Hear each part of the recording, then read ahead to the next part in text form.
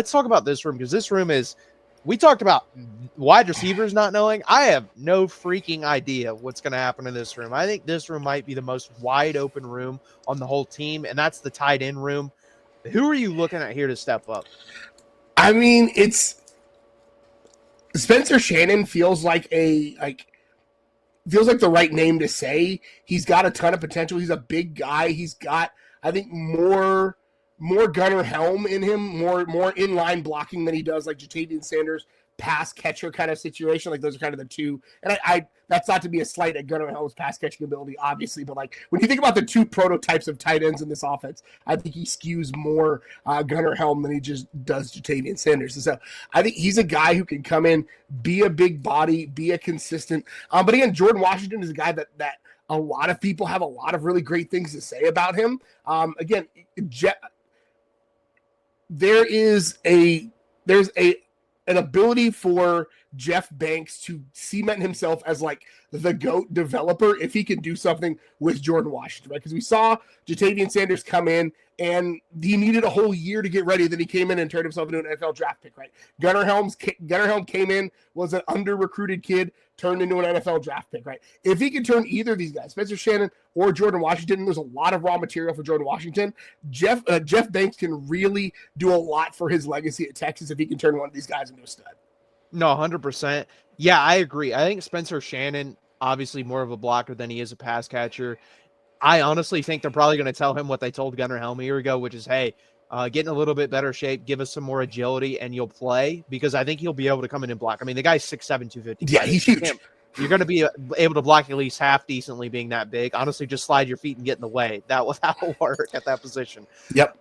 Jordan Washington is a really good athlete. He came in as like a skinny kid. He was like 6'3.5", like 205 pounds, 210 pounds. He's already up to like 250 or 240. So he's put on a good amount of weight. I don't know if it's all healthy weight, but he put on a lot of weight. And then Nick Townsend and Emery Winston both come in as freshmen. Nick Townsend is a freak. If anyone hasn't watched his high school highlights, holy crap. Guy's like 6'3", 220, and he runs like a 10.8 100-meter yard dash.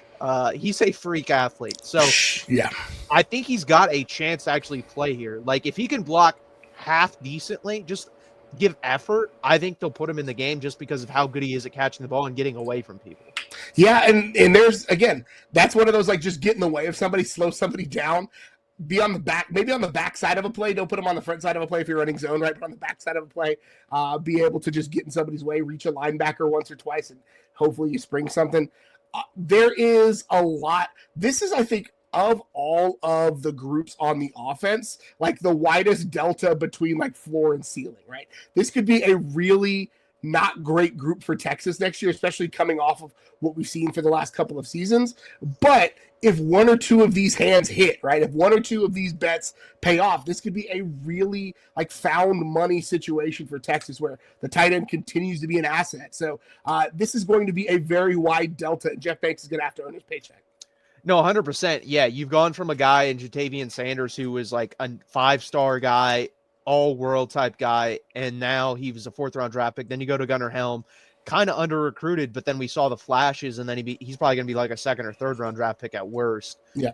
And now you're going to guys that have literally no experience, like none. We don't know anything about them. We didn't even talk about Will Randall, but let's be honest here. He came because Arch Manning came. We gave him a scholarship because Arch Manning came. They're friends. That's what happened. I have no issue with it. I'm not not at all.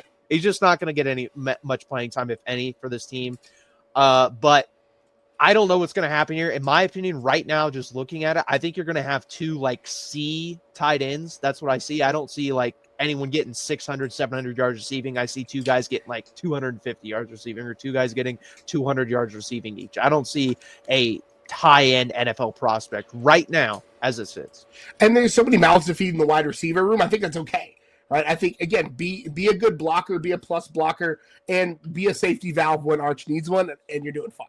No, that was the biggest thing for me is I want to find the best blocker at tight end, because if we can get the best blocker at tight end and the offensive line gets used to running inside zone and we just start to maul people, and then also what we didn't talk about in the wide receiver room, I think the wide receivers as a whole will be really good blockers as well. Ryan Wingo's a pretty good blocker. DeAndre Moore, we know, is a good blocker.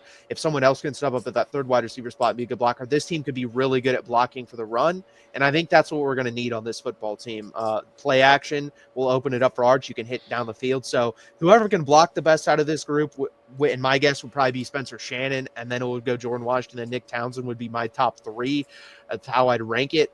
So that's where I am with that room. Where do you think? So you think Spencer Shannon's going to be the starter? I would be surprised if it's not him, just strictly based on blocking ability at this point. I think Texas cannot afford to take a step backward in blocking ability, and so I think that's why Spencer Shannon, or where Spencer Shannon probably differentiates himself. No, I agree. I think that's who's probably going to start most of the year. I could see Jordan Washington coming on late. I could see a lot of that with a lot of these young guys coming on late. So we'll have to see there. But we both agree on that.